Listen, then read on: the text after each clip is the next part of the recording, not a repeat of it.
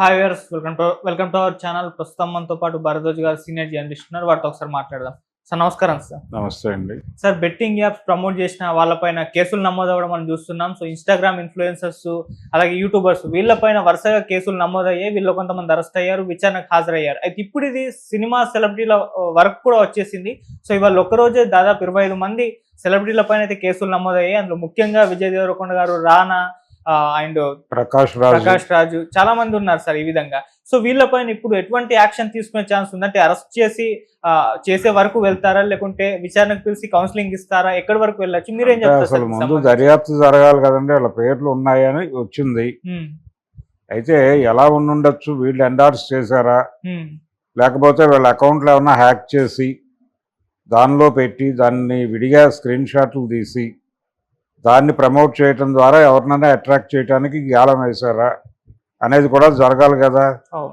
కాబట్టి ఈ క్లారిటీ లేకుండా వాళ్ళ మీద కేసులు ఎలా పెడతారు, ఎలా అరెస్ట్ చేస్తారు? సో అది జరగాలి. అది జరిగి ఒక క్లియర్ ఎవిడెన్స్ ఉన్న తర్వాత మాత్రమే ముందుకెళ్తారు. అయితే ప్రస్తుతానికి మంచు లక్ష్మి గారి పేరు కూడా ఉంది దీనిలో, ఈ లిస్టులో. మంచు లక్ష్మి గారి పేరు ఉంది. తర్వాత ఇంకా కొంతమంది టీవీ యాంకర్స్ కూడా ఉన్నారు.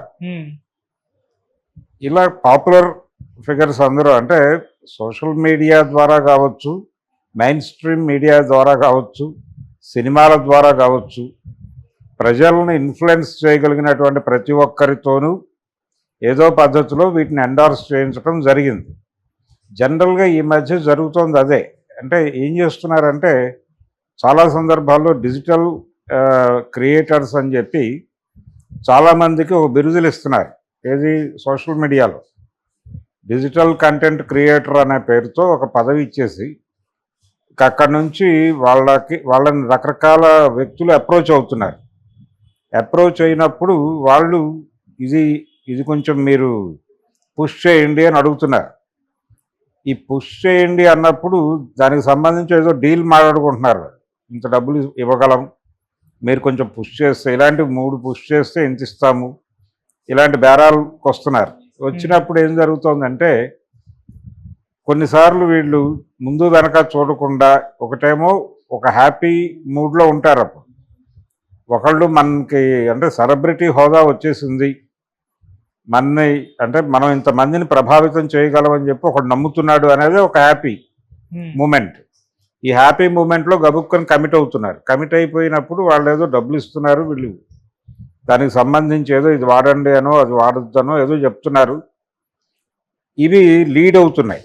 అయితే దీనివలన ఎవరైనా సరే ఏదైనా ఒక ప్రోడక్ట్ గురించి మార్కెట్కి చెప్పేటప్పుడు, జనాలకు చెప్పేటప్పుడు దాని గురించినటువంటి సమగ్ర జ్ఞానం లేకుండా మాట్లాడటం తప్పు. అది ప్రజలకి హాని చేస్తుందా లేకపోతే లాభం చేకూరుస్తుందా అనే దాని మీద ఒక క్లారిటీ ఉండాలి. ఆ క్లారిటీ తీసుకుని ఏ యాక్టివిటీ అయినా చేయాలి. అంటే ప్రపంచానికి చెప్తున్నారు వీళ్ళు ఇది ఉపయోగకరం అని. ఎలా ఉపయోగకరం? బెట్టింగ్ యాప్ అనేది జూదము ఆడండి అని ఎలా చెప్తారు వీళ్ళు? అది బేసిక్గానే తప్పు కదా. ఎందుకు బేసిక్గా తప్పు అంటే, ఒక మనిషి కష్టపడి డబ్బులు సంపాదించుకోవడం వేరు, ఈజీ మనీకి రూట్ మ్యాప్ గీసినట్టు. బెట్టింగ్ యాప్ల వైపు డ్రైవ్ చేయటం అంటేనే ఈజీ మనీకి రూట్ మ్యాప్ గీసినట్టు. ఆ ప్రయత్నం చేయటం ద్వారా చాలామందిని రకరకాలుగా ఇబ్బందులు పెడతారు. దీనిలో బెట్టింగ్ యాప్స్ కావచ్చు, జనరల్ బెట్టింగ్ కావచ్చు. ఈ జనరల్ బెట్టింగ్లో కూడా జరిగేది ఏంటి? నష్టం ఎక్కడ జరుగుతుంది? ఒకసారి లాభం వస్తుంది. ఆ లాభం వచ్చినప్పుడు ఇంకా ఆడాలనిపిస్తుంది, ఆడినప్పుడు నష్టం వస్తుంది. దాన్ని గెయిన్ చేసుకోవడానికి మళ్ళీ పుష్ చేయాలనిపిస్తుంది. ఇలా అనిపించేలాగా డ్రైవ్ చేయటమే జూదం యొక్క గొప్పతనం. ధర్మరాజు లాంటి వాడు జూదంలో కూర్చుని ఎక్కడి దాకా ఏ ఎండ్కి వెళ్ళాడో మనం చూసాం. ఆయన రాజ్యాన్ని ఒడ్డాడు, చివరికి భార్యను కూడా ఒడ్డేటువంటి పరిస్థితి.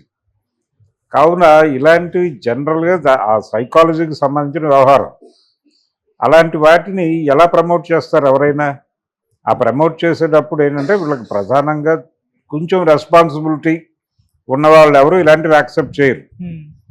కొంచెం ఇర్రెస్పాన్సిబుల్గా ఉన్నవాళ్ళు, సమాజం పట్ల పెద్దగా అవగాహన లేని, చలనేదో బాలకిషన్ అనుకునే ధోరణిలో ఉన్నవాళ్ళు, జనరల్గా వాళ్ళు ఆ హ్యాపీ మూడ్లో ఏదో ఒకటి ఓకే చెప్పేస్తారు. ముందు ఆర్థికంగా వాళ్ళకి డబ్బులు వచ్చేస్తాయి. ఈ డబ్బులు వచ్చేస్తున్నాయి అనే మూడుతో కొన్ని ఎండార్స్ చేయొచ్చు. అలాంటి వాళ్ళు ఎక్కువ మంది కనిపిస్తున్నారు, కానీ వాళ్ళతో పాటు కొంచెం సెన్సిబుల్గా ఉండేవాళ్ళు కూడా కనిపిస్తున్నారు. దగ్గుబాటు రానా సెన్సిబుల్ పర్సనే. ఆయన ప్రాజెక్ట్స్ కావచ్చు, ఆయన పట్టుకునేటువంటి కొన్ని అంటే బయట నిర్మాతలకు కూడా ఆయన అవకాశం కల్పిస్తున్నాడు. ఈ కల్పిస్తున్న క్రమంలో ఆయన ఎంచుకున్నటువంటి సబ్జెక్టులు, ఆయన టిక్కు పెడుతున్నటువంటి సబ్జెక్టులు చూస్తే చాలా మెచ్యూర్డ్గానే ఆలోచిస్తున్నాడు అనిపిస్తుంది. అలాగే కొంచెం సాహిత్య స్పృహ కూడా ఉంది అతనికి.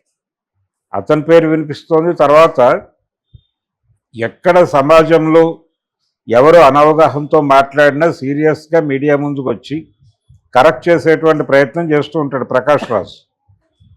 అతని పేరు ఉండటం ఇలాంటివి కొన్ని డౌట్లు కలిగిస్తోంది ఈ జరుగుతున్నటువంటి యాక్టివిటీ మీద.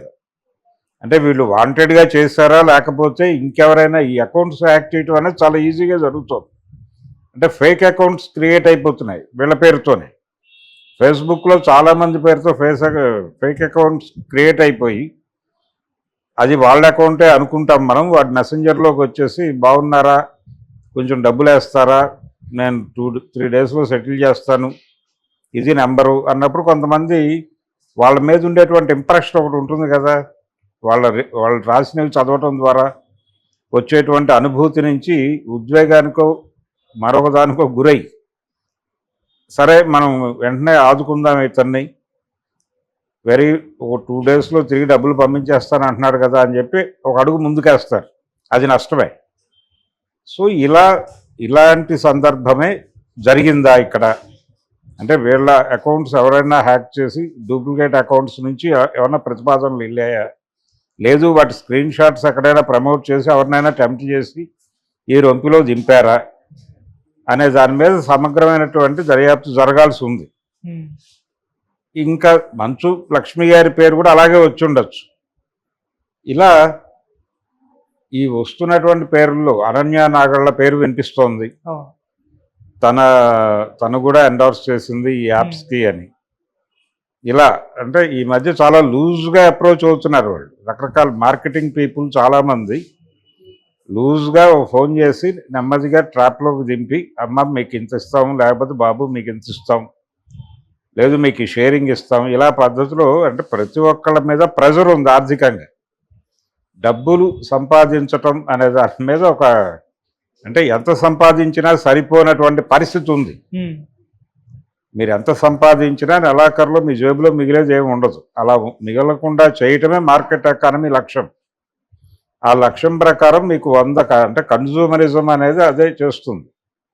ఈ కన్జ్యూమరిజం అనేది మీ చేత కన్జ్యూమ్ చేయిస్తుంది. ఈ కన్జ్యూమ్ చేసేటప్పుడు మీ డబ్బులు అయిపోతాయి. అయిపోయిన తర్వాత మీరు మళ్ళీ ఏమిటి కండిషన్ అన్నట్టు చూస్తారు. ఇలాంటి టైంలో ఇలాంటి పిలుపులు, ఇలాంటి ఎండార్స్మెంట్లకు సంబంధించినటువంటి పిలుపులు టెంప్ట్ చేస్తాయి. టెంప్ట్ చేసి సరళ ఏమవుతుంది అనే పద్ధతిలో ముందడుగు వేస్తే ఇలాంటివి జరుగుతాయి. అలాంటివి అంత దూకాల్సిన అవసరం లేని వాళ్ళ పేర్లు ఉన్నాయి దానిలో. వాళ్ళు దూకారంటే వాళ్ళకేదో ఇంటెన్షనల్గా ప్రోగ్రామ్ ఉంటే దూకుతారు. ఇంకొక ప్రచారం ఏం జరుగుతుందంటే చాలామంది ఈ యాప్లు వాళ్ళు ఎండార్స్ చేయటం మాత్రమే కాదు, కొంతమంది వాళ్ళే డిజైన్ చేయించి ఆ యాప్ని ప్రమోట్ చేస్తున్నారు అనే ఆరోపణ కూడా కొత్తగా చేస్తోంది పోలీస్ డిపార్ట్మెంట్. యాప్ క్రియేటర్లు కూడా వీళ్ళే. సో ఆ లెవెల్ స్కామ్ అయితే కనుక సీరియస్గా పట్టించుకోవాల్సింది. ఒకటి, సమాజంలో ఎవరినైనా సరే బెట్టింగ్స్ వైపు ప్రమోట్ చేయటం, బెట్టింగ్ యాటిట్యూడ్ అనేది డెవలప్ చేయటం అనేది ఖచ్చితంగా దేశద్రోహమే. ఎందుకంటే వీళ్ళు ప్రొడక్టివ్గా ఉపయోగపడరు ప్రపంచానికి. వీళ్ళు ఎంతసేపు స్పెక్యులేటివ్ వరల్డ్లో బతుకుతూ ఉంటారు ఈ బెట్టింగ్ బ్యాచ్ అంతా. దానివలన సమాజానికి నష్టమే తప్ప లాభం లేదు. అందుకని బెట్టింగ్ అనే అది జనాల్ని చంపేస్తుంది ఒక రకంగా. అంటే మనుషుల్ని మనిషిగా ఉండనివ్వకుండా చేస్తుంది అది. అందుకని ప్రమాదం. అందుకని దాన్ని నియంత్రించాల్సినటువంటి అవసరం ఖచ్చితంగా ఉంది. అయితే ఇదంతా కూడా ఒక గేమ్గా నడుస్తోంది. ఈ గేమ్ ఎవరిని ఫైనల్గా అక్కడ నిలబెడుతుంది అనేది చూడాలి. ప్రస్తుతానికి అయితే చాలా ప్రముఖమైన పేర్లు వినిపిస్తున్నాయి. ఆ మధ్య డ్రగ్స్కు సంబంధించిన కేసులో చాలా మంది పేర్లు వినున్నాం మనం. గ్రేట్ డైరెక్టర్లు, గ్రేట్ హీరోలు, వీళ్ళందరి పేర్లు విని ఉండటం చేత ఈ న్యూస్ పెద్దగా తెలుగు సమాజానికి షాకింగ్ గా అనిపించట్లేదు. అక్కడికి ప్రిపేర్డ్గా ఉన్నారు అందరూ. ఎవరైనా ఏదైనా చేయొచ్చు, వీళ్ళు ఇది చేయరు వీళ్ళు ఇది చేస్తారు అని అనుకోవడానికి ఏమీ లేదు. ఎవరైనా ఏదైనా చేయడానికి స్కోప్ ఉంది, దానికి సంబంధించిన తలుపులు తెరిచే ఉన్నాయి అనేది ప్రజలకు ఇప్పుడు అవగతం అవుతోంది. ఇటువంటి కండిషన్లో ఈ సెలబ్రిటీస్ పేరుతో ఇప్పుడు జరుగుతున్న హడావిడి, ఇది నిజమా ఫేకా, లేదు ఫేక్ నుంచి డిరైవ్ చేసినటువంటి కేసా, దీనిలో క్లారిటీ వస్తే తప్ప వాళ్ళు ఏమిటి అనే దాని మీద అంచనాకు రాకూడదు. ఓకే సార్, ఇప్పుడు కంప్లీట్గా ఈ బెట్టింగ్ యాప్సే లేకుండా చేసే ప్రయత్నం ఏమన్నా చేయొచ్చా అన్నట్టుగా కూడా నెటిజన్స్ నుంచి ఒక రిప్లైస్ వస్తున్నాయి సార్. అంటే ఈ ప్రమోట్ చేస్తున్న వాళ్ళపైన కేసులు నమోదు చేస్తున్నారు, ఓకే ఇది మంచి ఆలోచన, ఈ బెట్టింగ్ యాప్సే లేకుండా చేసేస్తే ఆ రకంగా గవర్నమెంట్ అడుగులు వేస్తే ఇంకా బాగుంటుంది అని కూడా అభిప్రాయాలు వ్యక్తం అవుతున్నాయి సార్. ఆన్లైన్ మీద కట్టడి చేయటం, ఆన్లైన్ లో కట్టడి అనేది సాధ్యమా అనేది ప్రశ్న. ఇప్పుడు సినిమాలు అక్కడ ప్రొజెక్షన్ అయిపోయిన 1 అవర్లో మీకు అపేర్ అయిపోతున్నాయి. అవును, దాన్ని ఎలా కట్టడి చేయాలో అర్థం కాక తలలు కొట్టుకుంటున్నారు అక్కడ. ఇటువంటి కండిషన్లో యాప్స్, బెట్టింగ్ యాప్స్ ఎలా కంట్రోల్ చేయగలరు? ఈ వ్యసనము అనే దాని తాలూకా రూట్స్ ప్రజలలో ఉన్నాయి బలంగా. చాలామంది బెట్టింగ్ మీద జీవితాలు గడుపుతున్నారు, యూత్ పర్టికులర్గా. ఈజీ మనీ వాటికేమో ఖర్చులు చాలా భారీగా ఉంటాయి, రకరకాల అంబిషన్స్ ఉంటాయి, లేకపోతే ఎక్కడికక్కడికో వెళ్ళాలని కమిట్మెంట్స్ ఉంటాయి. ఇదంతా కూడా జీవితాన్ని జూదంగా మార్చేస్తున్నటువంటి ఒక గొడవ. అందుకని దీని మీద సీరియస్ స్టెప్ అయితే తీసుకోవాలి. వీటిని చాలా ఆన్లైన్లో ప్రమోట్ చేస్తారు, ఎవరింట్లో వాడు కూర్చుని వ్యాపారం చేస్తాడు, వీడు దీన్ని పుష్ చేస్తాడు, ఇంకెవడో ఓపెన్ చేస్తాడు. ఇదే కాదు, బెట్టింగ్ యాప్స్తో పాటు ఇంకా రకరకాల యాప్స్ ఉన్నాయి. వీటన్నిటి మీద అసలు యాప్ వరల్డ్ మీద ఒక దృష్టి పెట్టాల్సిన అవసరం ఉంది ప్రభుత్వాలు. అంటే స్నేహం కోసం అనే పేరుతో కొన్ని యాప్స్ వస్తాయి, వాటిలో రకరకాల ప్రొఫైల్స్ ఫీడ్ అయిపోతాయి. ఆ ఫీడ్ అయిపోయినటువంటి ప్రొఫైల్స్లోకి ఎవరో ఎంటర్ అవుతారు, వాళ్ళతో ఏదో చేద్దాం, ఒక ఫ్రెండ్షిప్ అని వీళ్ళు వెళ్తారు, ఇంకేదో జరుగుతుంది అక్కడ. అట్లా జీవితాలు రూయన్ అయిపోతున్న సందర్భాలు కూడా ఉన్నాయి. ఓకే, సో ఆన్లైన్ క్రైమ్ అనేది చాలా వివిధ ఏరియాల్లో జరిగిపోతుంది. దీన్ని ఎట్లా కట్టడి చేస్తాం? దీన్ని కట్టడి చేయడానికి సంబంధించినటువంటి ఏదైనా మనకి ఒక ఆధారం ఉందా, అలా చేయగలమా కాన్ఫిడెంట్గా అనే దానికి సంబంధించి క్లారిటీ లేదు ఈ రోజు వరకు. ఓకే, ఆ క్లారిటీ లేకపోవడం వలన ఇప్పటికీ స్టిల్ నడుస్తోంది. అది మాత్రమే ఏమిటి, బయట ఎన్ని జరగట్లేదు. ఇప్పుడు రాజకీయాల్లో పోటీ జరుగుతూ ఉంటుంది, అసెంబ్లీనో పార్లమెంట్ ఎన్నికలు జరుగుతూ ఉంటాయి. జరుగుతుంటే అక్కడికి బెట్టింగ్ వాళ్ళు వచ్చేస్తున్నారుగా. ఇప్పుడు ఎక్కడో గోదావరి జిల్లాల్లో కోడి పందాలు జరిగితే అక్కడ లైవ్ చూపిస్తూ ఆ లైవ్ మీద బెట్టింగ్స్ నడవట్లేదా దేశం అంతా? అమెరికా నుంచి కూడా అక్కడ జరుగుతున్నటువంటి కోడి పందాల మీద బెట్టింగ్లోకి వస్తున్న వాళ్ళు ఉన్నారు. ఇలా ఏది అనర్హం కాదు, ఎక్కడైనా టెంప్ట్ చేసి లాక్కొచ్చి జనాలతో డబ్బులు ఖర్చు పెట్టిస్తున్నారు, గుంజుతున్నారు, దోపిడీ చేస్తున్నారు నిర్మోహమాటంగా. కాబట్టి ఇది చిన్న క్రైమ్ కాదు. ఈ ఆన్లైన్ క్రైమ్స్కి, ఆన్లైన్లో టెంప్ట్ చేసి డబ్బులు దోపిడీ చేస్తున్నటువంటి ఈ సైబర్ నేరగాళ్ళని కట్టడి చేయడానికి సంబంధించినటువంటి ఒక ప్రాపర్ వే అనేది ఇప్పటివరకు మనం రూపొందించుకోవాలి. ఎంతసేపు ఆ సైబర్ క్రైమ్కి వెళ్ళి ఒక కాగితం పడేయటం తప్ప, దీనికి సంబంధించి వాళ్ళకు ఉన్నటువంటి మెకానిజం అంత సౌండ్ అని నేను అనుకోవడం లేదు. ఓకే, అంత సౌండ్ మెకానిజం ఉంటే తప్ప దీన్ని కంట్రోల్ చేయటం సాధ్యం కాదు. అటువంటి ప్రయత్నం ఏదైనా సీరియస్గా చేయాలి. ఇది సీరియస్ అంటే వీళ్ళని దాన్ని ఎండార్స్ చేస్తున్న వాళ్ళ మీద కేసులు పెట్టి అరెస్ట్ చేసి సాగిపోతుంది అనుకోవడం భ్రమ. ప్రజల మనసుల్లో ఆ ఈజీ మనీ తాలూకా భావజాలం ఉంది, ఉండటం వలన వీళ్ళు చెప్పింది అక్కడ కరెక్ట్ అవుతోంది. ఇదేమిటి, మనకు తెలిసిన హీరో ఇప్పుడు ఆ మధ్యకాలంలో కూల్ డ్రింక్స్లో రసాయన వ్యర్థాలు ఉన్నాయని చెప్పి ఒక న్యూస్ వచ్చింది. ఆ టైంలో చిరంజీవి గారు ఒక కూల్ డ్రింక్కి ఎండార్స్ చేస్తున్నాడు. ఆయన చేస్తుండగా ఆయన వెళ్ళి ఆ ల్యాబ్కి వెళ్ళి అవన్నీ చూసి వచ్చి నో ప్రాబ్లం, ఇది సెక్యూర్డ్గానే ఉంది అని చెప్పాడు. ఆ వీడియో కూడా ప్రమోట్ చేశారు వీళ్ళు. అది కూడా ప్రమోషన్లో భాగంగా వాడారు ఆ వీడియో కూడా. ఇలా కొన్ని సందర్భాల్లో కొంతమంది ఆ వాస్తవాలు ఏమిటో ప్రపంచం ముందు చెప్పి చేతులు కడుక్కునే ప్రయత్నం చేస్తున్నారు. కానీ అది వేరు. కూల్ డ్రింక్ అనేది జనరల్ కన్జ్యూమ్ చేసేటువంటి ఐటెం కాబట్టి దాని గొడవ వేరు. ఇది జనాలని ఎందుకు పనికిరాకుండా చేసేటువంటి యాప్లు. ఇవి ఏమాత్రం ప్రొడక్టివిటీ ఉండదు. అక్కడ కోట్ల రూపాయల ట్రాన్సాక్షన్ జరుగుతుంది, కానీ ఒక ప్రోడక్ట్ ఉత్పత్తి జరగదు అక్కడ. ఎటువంటి ఉత్పత్తి లేకుండా కోట్ల రూపాయల ట్రాన్సాక్షన్ గాలిలో జరగటం అనేది అన్ని విధాలుగా దేశాన్ని సర్వనాశనం చేస్తుంది. అంటే అక్కడ మ్యాన్ పవర్ వేస్ట్ అయిపోతుంది, అక్కడ టైం వేస్ట్ అయిపోతుంది, పని గంటలు వృధా అయిపోతాయి, ఇన్ని నష్టాలు ఉన్నాయి అక్కడ.